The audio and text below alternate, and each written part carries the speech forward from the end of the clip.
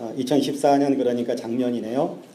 2월 28일에 미국에서 놀라운 일이 있었다라는 아마 그런 뉴스들을 작년에 접했던 분들이 있었을 거라고 생각을 합니다. 미국 미시시피주에 살던 월터 윌리엄스라는 78세 되신 할아버지가 사흘 전에 의사로부터 사망 판정을 받았었습니다. 그래서 장례 절차를 위해 장례식장으로 장의사에게 옮겨졌지요. 놀라운 일은 이곳에서 일어났습니다. 장의사가 할아버지의 시신을, 미국은 장례식을 치를 때 이렇게 관을 닫지 않고 오픈시키잖아요. 그러니까 예쁘게 하기 위해서 이렇게 시신을 방부 처리하려고 시신에 몸을 댔는데 시신의 다리가 움직이면서 할아버지가 깨어난 것입니다. 깜짝 놀란 이 장의사가 곧바로 병원으로 옮겨 응급처치를 했고 거짓말처럼 할아버지는 다시 살아나셨습니다. 검시관은 신중하게 다시 검사를 했습니다. 분명 사망했던 것이 확신했었는데 다시 살아났습니다. 그는 있을 수 없는 일이라며 이것은 기적이라고 그렇게 달리 표현할 말이 없었다, 그렇게 이야기를 했다고 그래요. 이 사실은 세계 각국 언론을 통해 전달되었고 큰 화제를 모았고 우리나라에도 뉴스 시간에 이 소식이 전해졌었습니다. 할아버지는 수많은 사람들의 관심 속에서 퇴원을 하고 집으로 돌아갈 수 있었습니다. 얼마나 더 사실까 아마 많은 사람들이 관심을 가졌을 텐데 윌리엄스 할아버지는 집에서 가족들과 함께 생활하다가 2주 후에 다시 사망했다고 합니다. 가족들은 짧은 날들을 보낸 뒤에 또다시 그와 작별을 했어요. 그러나 가족들은 그가 죽음에서 살아나 함께했던 2주 동안의 그 시간 1분 1초가 정말 귀중한 생명의 시간이고 기적의 시간이었다면서 울먹였다고 합니다. 그 후에 윌리엄스 할아버지에 대한 소식이 다시 들려오지 않는 것으로 보아 아마 할아버지는 다시 살아난 것 같지는 않습니다. 자, 이런 경우를 뭐라고 불러야 할까요? 이런 경우를 가리켜 부활했다, 그렇게 말하지는 않습니다. 주님처럼 영원한 영광, 또 주님과 함께 영원히 살아가는 어떤 그런 삶으로 깨어난 것이 아니기 때문에 며칠 계시다가 다시 세상을 떠나셨기 때문에, 죽었기 때문에 그걸 가리켜서 부활, 그렇게 말하지는 않습니다. 그래서 이 소생이라는 용어를 써서 좀 구별하기도 하고 그렇습니다. 예수님 많이 부활하셨습니다. 예수님만 부활하셨습니다. 그런데요, 주님이 부활하시는 것으로 끝나는 것이 아니라 우리도 부활하게 될 것이다 라고 말씀을 하십니다. 소생하는 정도가 아니라 주님처럼 부활하게 된다, 그렇게 말씀하세요. 그럼 본문 23절 같이 한번 읽어볼까요? 23절 같이 읽습니다. 시작. 그러나 각각 자기 차례대로 되리니 먼저는 첫 열매인 그리스도요, 다음에는 그가 강림하실 때에 그리스도에게 속한 자요. 할렐루야. 아멘. 각각 자기 차례대로 된다, 그렇게 말씀을 하고 있거든요. 무엇이 그렇다는 건가요? 본문은 지금 부활에 대해서 말씀을 하고 있습니다. 그러니까 부활이 각각 자기 차례도 된다, 그렇게 말씀하시는 겁니다. 그 차례, 그 순서가 어떻게 된다고 이야기합니까? 먼저는 그리스도의 부활이 있습니다. 그리스도 예수의 부활을 가리켜서 성경은 부활의 첫 열매다, 그렇게 말씀을 하지요. 첫 열매다라는 말에는 다음에 이어지는 열매가 있다라는 사실을 내포하고 있는 것 아니겠습니까? 첫 열매인 그리스도의 부활은 이미 이루어졌지요. 예수님께서 십자가에서 죽으셨다가 사흘 만에 다시 살아났거든요. 그리고 지금도 살아계시고 영원토록 살아계실 것입니다. 그렇습니다. 주님은 부활의 첫 열매가 되셨습니다. 그리고 이어지는 부활의 열매가 있는데 다음에는 그리스도에게 속한 자의 차례가 된다, 그렇게 23절에서 이야기하고 있어요. 그리스도에게 속한 자가 부활하게 된다라는 얘기입니다. 그리스도에게 속한 자라는 말은 그리스도 예수를 주님으로 믿고 섬기는 사람을 이야기합니다. 예수 믿는 사람, 그렇습니다. 우리도 예수님을 믿는 사람들입니다. 그러므로 우리도 여기 그리스도에게 속한 자에 포함되어지는 거지요. 우리도 부활하게 될 명단에 포함되어져 있다, 그런 얘기입니다. 소생의 정도가 아닙니다. 우리는 부활합니다. 부활의 다음 차례는 우리 차례다, 그렇게 말씀하고 있어요. 요한 1서를 보면 주님 재림의 때에 우리가 부활하신 주님과 같아지게 될 것이다. 그렇게 이야기합니다. 부활해서 영원히 주님과 함께 살게 된다. 주님의 부활체로 우리도 같이 입게 된다라는 사실을 가르쳐 줍니다. 그렇습니다. 주님은 부활하셨고 이제 부활은 우리 차례가 되었습니다. 그러면 우리는 이 부활을 위해 어떻게 준비해야 할까요? 이 부활을 우리는 어떻게 맞이해야 할까라는 것입니다. 부활에 대해 매우 중요한 가르침을 주고 있는 고린도전서 15장을 우리가 일부분을 읽었는데요. 이 시간 이 말씀을 통해 주님이 주시는 교훈을 함께 나누고자 합니다. 바라기는 말씀을 나누는 동안 저와 여러분 우리 모두가 부활신앙으로 든든히 무장할 수 있게 되기를 주님의 이름으로 간절히 축복합니다. 아멘. 첫째로 주님의 말씀에 굳게 서야 합니다. 여러분 15장 1절과 2절 말씀을 같이 한번 읽어볼까요? 15장 1절과 2절 같이 읽습니다. 시작. 형제들아 내가 너희에게 전한 복음을 너희에게 알게 하노니 이는 너희가 받은 것이요 또 그 가운데 선 것이라. 너희가 만일 내가 전한 그 말을 굳게 지키고 헛되이 믿지 아니하였으면 그로 말미암아 구원을 받으리라. 할렐루야. 아멘. 사도 바울은 고린도 교인들에게 복음을 전했습니다. 내가 말로 너희에게 복음을 전했다 그렇게 이야기하죠. 그리고 이 복음을 믿고 굳게 지키면 너희가 구원을 얻게 될 것이다 라고 이야기합니다. 자, 그러면서 그 복음이 무엇이었는가라는 것에 대한 얘기를 하는데 3절과 4절을 다시 한번 읽어볼까요? 같이 읽어봅니다. 3절 4절 시작. 내가 받은 것을 먼저 너희에게 전하였노니 이는 성경대로 그리스도께서 우리 죄를 위하여 죽으시고 장사 지낸 바 되셨다가 성경대로 사흘 만에 다시 살아나사 라고 말씀합니다. 자, 1절과 2절에서는 내가 복음을 받아서 너희에게 전해주었다라고 이야기하고 3절에서 4절에서는 내가 받은 것을 너희에게 전해주었다라고 이야기합니다. 내가 임의로 내가 하고 싶다고 해서 내 마음대로 이야기한 것이 아니다. 주님께로부터 받아서 너희에게 전해주었다라고 이야기하는데 그 전해준 복음의 내용이 무엇이냐 하면 예수 그리스도께서 성경에 약속하신 대로 우리 죄를 위해서 죽으셨고 성경에 약속하신 대로 죽은 지 사흘 만에 다시 살아나셨다라는 것입니다. 그렇습니다. 복음의 핵심은 예수 그리스도의 죽으심과 부활하심입니다. 주님은 우리 죄를 위해 죽으셨다가 사흘 만에 다시 살아나셨습니다. 이 사실을 굳게 믿으면 구원을 얻습니다. 여러분은 예수 그리스도께서 우리 죄를 위해 죽으시고 다시 부활하셨다는 사실을 굳게 믿으시기를 바랍니다. 여러분 이어서 12절 말씀을 같이 한번 읽어볼까요? 같이 읽습니다. 시작. 그리스도께서 죽은 자 가운데서 다시 살아나셨다 전파되었거늘 너희 중에서 어떤 사람들은 어찌하여 죽은 자 가운데서 부활이 없다 하느냐. 그리스도께서 죽은 사람 가운데서 살아나셨다라고 이야기합니다. 그러므로 죽은 사람이 다시 살아난 것입니다. 죽은 사람이 부활이 있음을, 죽은 사람의 부활이 있음을 보여주신 그런 사건이다라는 얘기입니다. 그렇습니다. 예수님은 사람으로 죽으셨다가 사람으로 다시 살아나셔서 부활의 첫 열매가 되셨습니다. 이것은 곧 사람들도 부활하게 된다는 사실을 확실하게 보여주신 것이지요. 그런데 어떤 사람들은 사람들의 부활이 없다라고 주장하기도 합니다. 죽으면 끝이라고 주장하고 부활은 없다고 주장하는 사람들이 있습니다. 당시에 고린도 교회에도 그런 사람들이 있었고 지금도 그런 사람들이 있습니다. 우리의 믿음을 흔들어대고 현혹하는 무리들입니다. 이에 대해 주님은 성령의 영감으로 바울을 통해서 주님이 부활하신 것은 사람으로 부활하신 것이요 부활의 첫 열매가 되신 것이기 때문에 사람들도 반드시 부활하게 된다라고 매우 강하게 말씀합니다.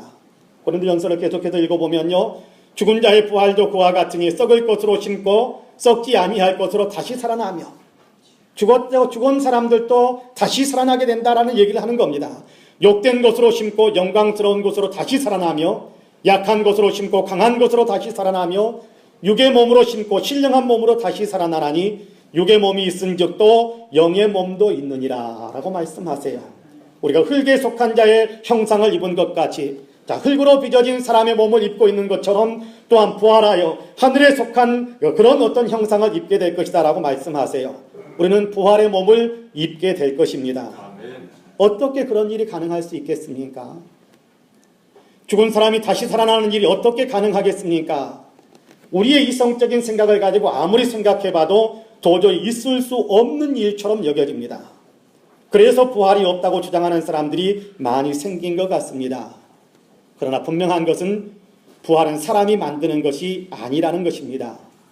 로마서 8장 11절에서 주님은 예수를 죽은 자 가운데서 살리신 이의 영이 너희 안에 거하시면 그리스도 예수를 죽은 자 가운데서 살리신 이가 너희 안에 거하시는 그의 영으로 말미암아 너희 죽을 몸도 살리신다, 그렇게 말씀하고 있습니다. 그리스도 예수를 죽은 자 가운데서 살리신 이가 누굽니까? 하나님이시잖아요. 그 하나님께서 우리에게 성령을 주셨잖아요. 그러니까 우리 안에 계시는 성령의 능력으로 하나님께서 우리를 부활시키신다라는 사실을 이야기하는 겁니다. 부활은 하나님의 능력으로 가능해지는 거지요. 부활은 하나님께서 하시는 일입니다. 우리의 힘과 능력으로 하는 것이 아닙니다. 그렇게 살아나는 것이 아닙니다. 우리로서는 불가능합니다. 그러나 하나님이 하십니다. 하나님께서 전능하신 능력으로 우리를 일으켜 세우십니다. 우리를 다시 살리십니다. 하나님을 믿으시지요? 예수 그리스도의 부활을 믿으시지요? 그렇다면 이제 우리도 부활하게 된다는 사실도 믿으시기를 바랍니다. 각각 자기 차례대로 되리니 먼저는 첫 열매인 그리스도요, 다음에는 그가 강림하실 때에 그리스도에게 속한 자요 라고 말씀합니다.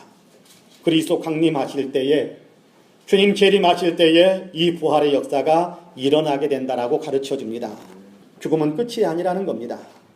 인생은 죽음으로 끝나는 것이 아니라는 것이지요. 우리에겐 부활이 있습니다. 예수님은 부활하셨고 이제 우리가 부활에 참여할 차례입니다. 그 차례를 기다리고 있는 거지요.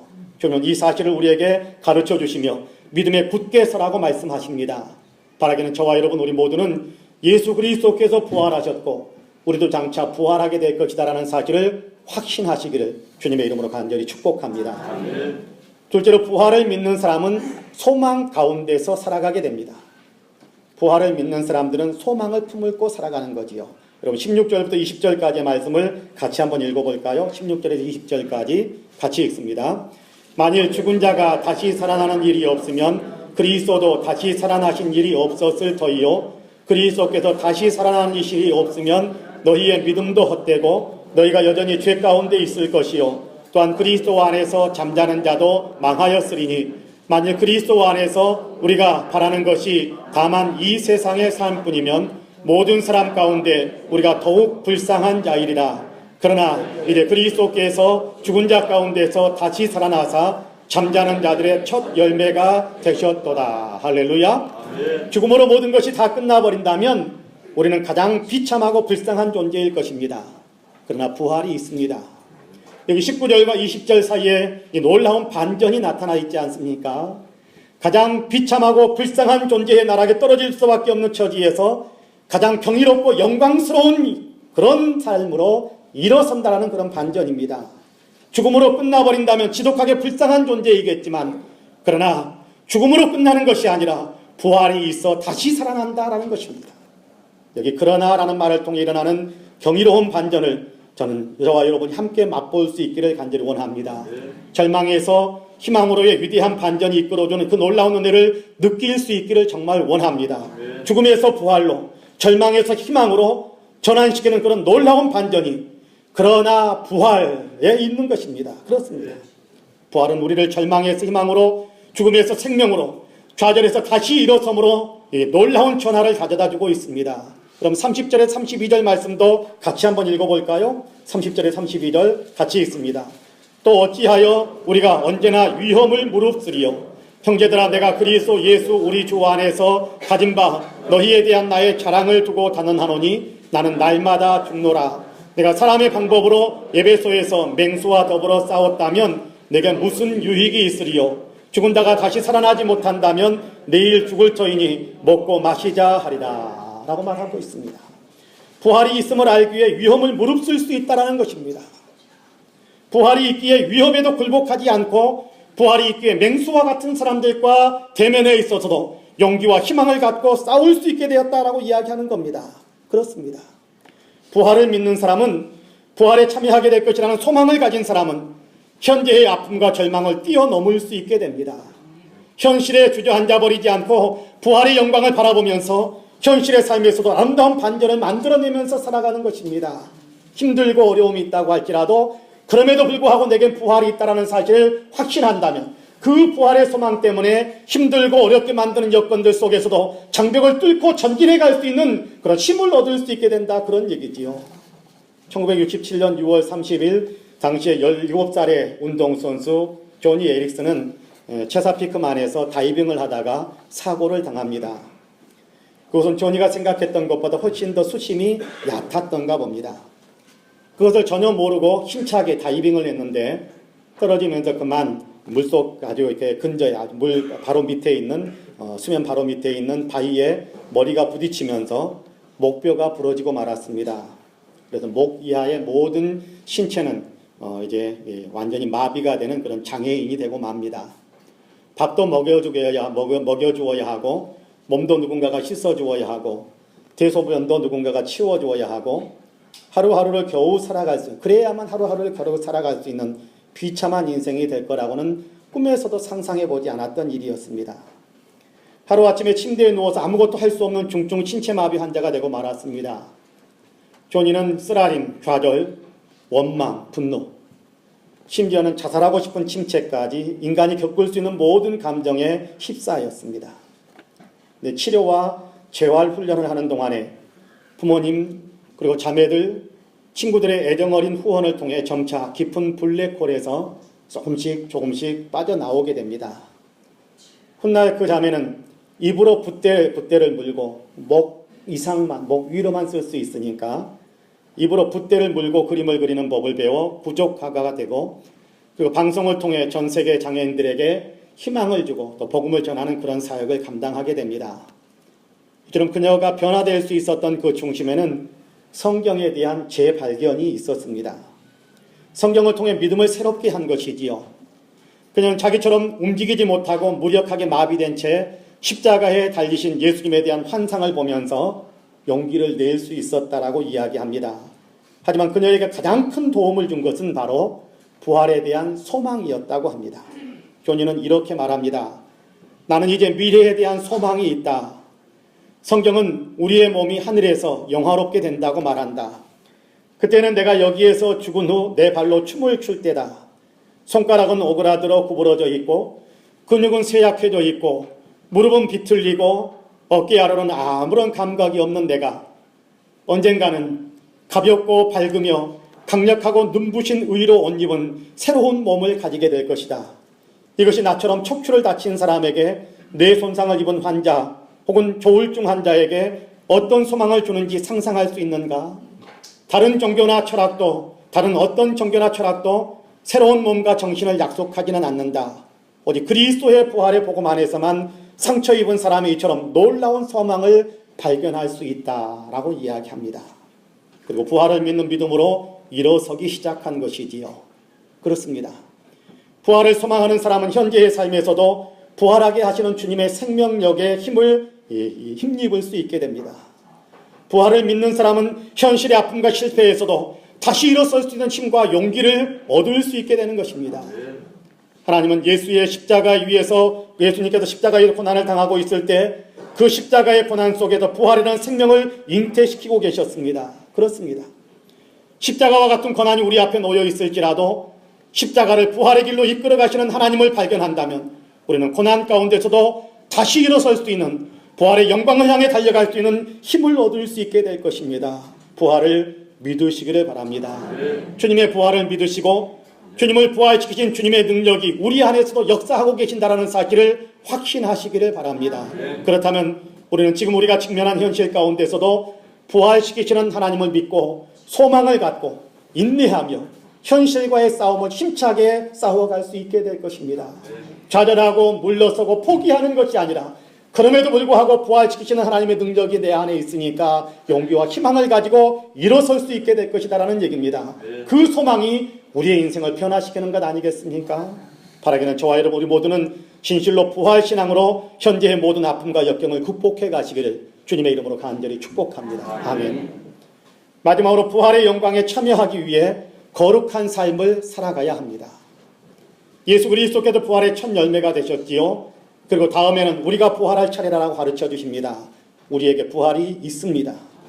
하나님께서는 예수 그리스도를 죽음에서 다시 살리신 것처럼 그리스도 안에 있는 사람들, 다시 말해 그리스도 예수의 복음을 믿는 사람들도 죽음에서 다시 살리신다라고 약속하십니다. 주님의 때에 주님을 믿는 사람들이 다시 살아납니다. 부활합니다. 이것은 주님이 주신 약속입니다. 이 약속을 굳게 믿는 것이 믿음이고요. 이 믿음에 굳게 서면, 다시 말해 부활신앙으로 굳게 서면 현실의 아픔과 역경 속에서도 무너지지 않고 버티며 견디며 일어설 수 있습니다. 아픔과 역경을 뚫고 희망을 향해 전진해 갈 수 있습니다.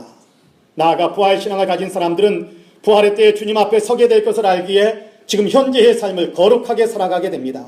여러분 32절부터 34절까지 다시 한번 읽어볼까요? 같이 읽습니다.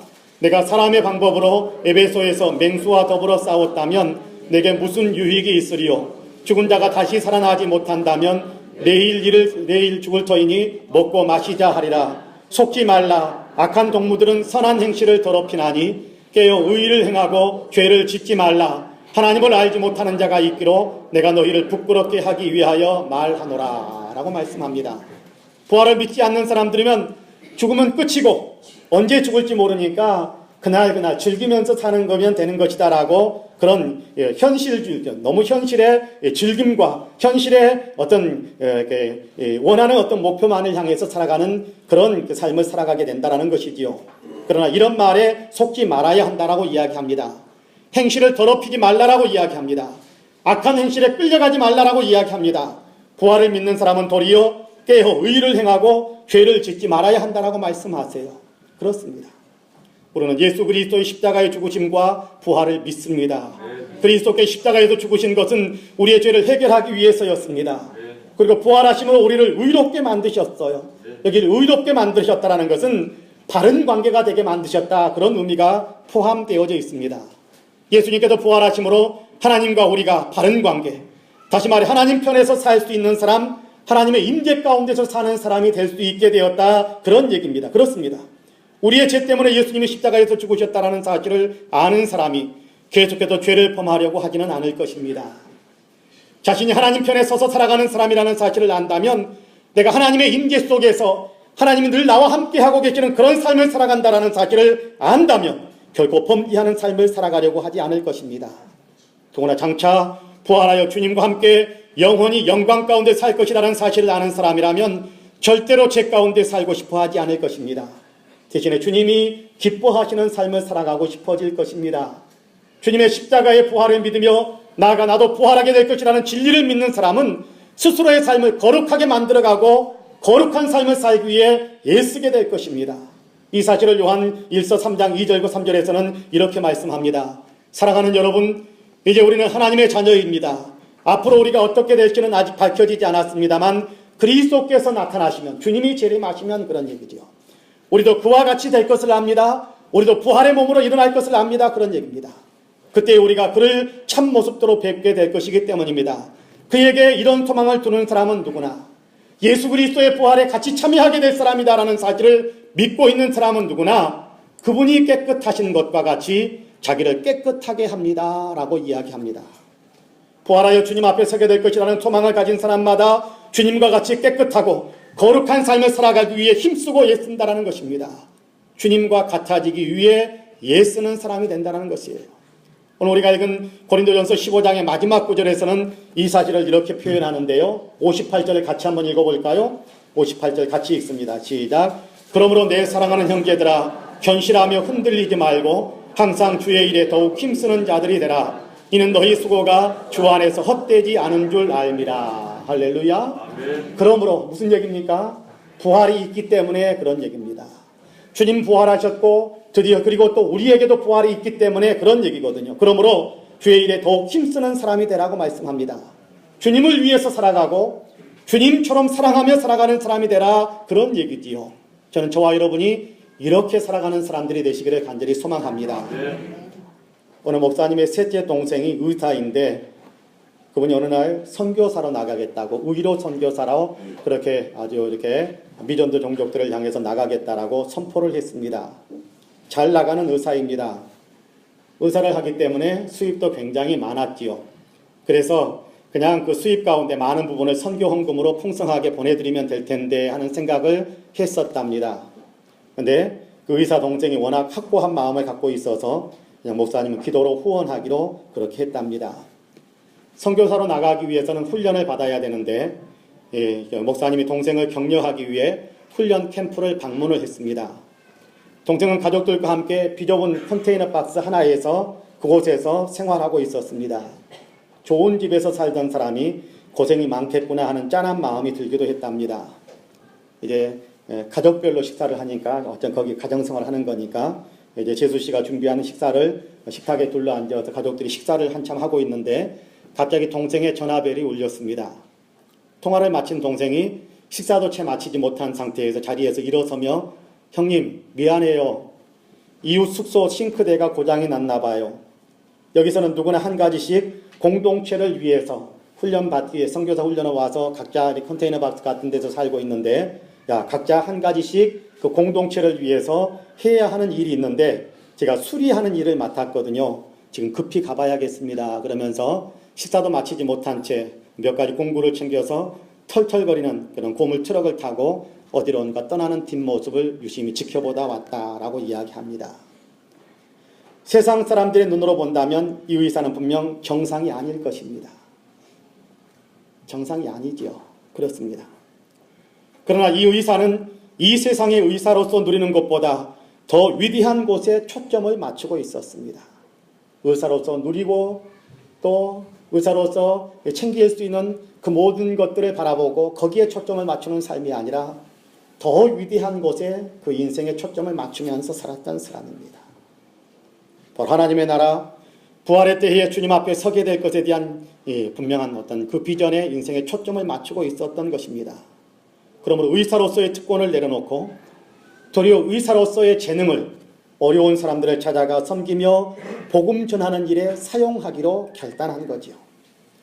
자신이 누리며 살아가려는 마음을 내려놓고 다른 사람의 집 수도 배관을 고쳐주면서 섬기는 그런 사랑하는 삶을 선택하고 있는 겁니다. 이렇게 살아가는 것이 거룩한 삶이 아닐까요? 주님을 위해서 그리고 주님이 사셨던 것처럼 그렇게 사랑하며 섬기는 삶을 살아가는 것이 거룩한 삶이라고 저는 생각합니다. 우리도 이처럼 거룩한 삶을 살아갈 수 있게 되기를 간절히 소망합니다. 사랑하는 성도 여러분, 주님은 우리의 죄를 위해 죽으셨고 장사 지낸 지 사흘 만에 다시 살아나셨습니다. 부활하셨어요. 주님은 주님이 부활하신 것처럼 우리도 부활하게 된다라고 가르쳐 주십니다.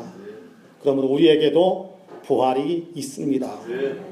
성경은 예수님이 부활의 첫 열매이시고 그리스도 예수 안에 있는 사람들, 그리스도 예수를 믿는 믿음의 사람들이 다음의 부활의 순서가 된다라고 가르쳐 주십니다. 우리 차례가 된다 그런 얘기지요. 그렇다면 이제 우리는 부활을 준비하는 사람들이 되어야 합니다. 어떻게 해야 할까요? 부활이 있다라는 사실을 확실히 믿으시기를 바랍니다. 부활의 소망을 가진 사람이기에 이제 우리의 현실에서의 아픔과 역경이 밀려온다고 할지라도 부활의 주님을 믿는 믿음으로 아픔과 역경을 뚫고 전진해가는 그런 믿음의 사람들이 되시기를 간절히 원합니다. 나아가 부활의 때에 주님을 만나게 될 텐데 그때 영광스러운 만남이 되도록 오늘 우리의 현실에서 거룩하게 주님을 위해서 그리고 주님처럼 살아가는 사랑으로 섬기는 그런 삶을 살아가시기를 간절히 원합니다. 그러면 우리는 영광스러운 부활에 참여할 수 있다고 저는 확신합니다. 바라기는 저와 여러분 우리 모두는 진실로 그리스도 안에서 영광스러운 부활로 주님을 만나게 되시기를 주님의 이름으로 간절히 축복합니다. 아멘. 기도하겠습니다.